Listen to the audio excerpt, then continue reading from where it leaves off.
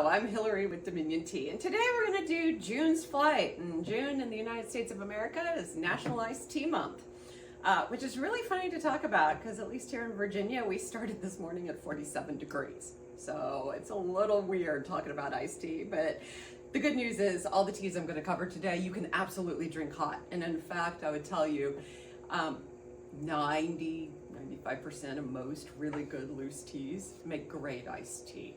So use what I'm going to give you because we're showing you off some teas that most people don't think of for iced tea as kind of inspiration for yourself. So if you've got a tea parked in that cabinet that you've never tried iced, here's your excuse. Now, I'm going to caveat that. If that tea has been pine smoked, I would not recommend that iced. And if it's a pu'er, you test at your own risk. Because of the earthiness of that pu'er, the second you take it cold, you may get a very big mouthful of mulch. That's not all that appealing. So experiment. It's a lot of fun. But let's talk about what we're going to drink. So we're going to kick off this flight with White Monkey. And White Monkey is a really fun white/green tea out of China. And there's a lot of debate. Some people treat it as a green, some people treat it as a white. Give or take the year's harvest, it's a real like 50-50 split.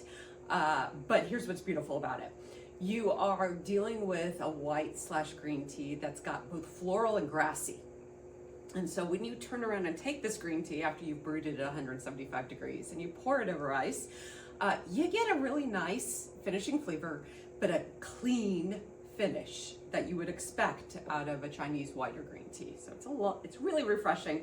Don't forget, you've got a lot of caffeine in this, and this is always my problem with iced tea is usually you want to drink it at the end of the day, which is a little too close to bedtime, which is why our next tea is not tea, it's a tisane. So welcome to Honeybush.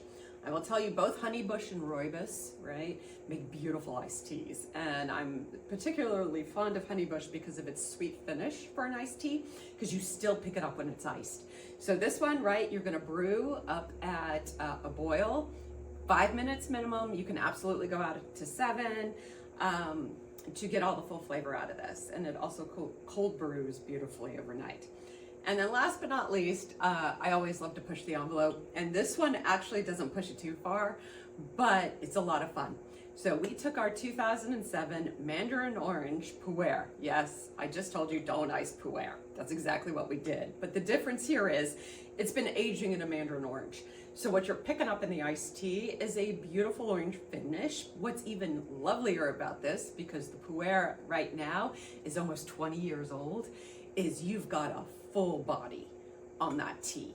So it is both refreshing, it's got some beautiful tea flavor, right, that wooden aged flavor to it, with a gorgeous orange finish, which makes it a lot of fun. So to do this, when you get the sample, you're gonna find pieces of broken Mandarin Orange, or if you buy the full Mandarin Orange, you will see it, right? It's 20 years old. It's not pretty to look at, but it gets the job done.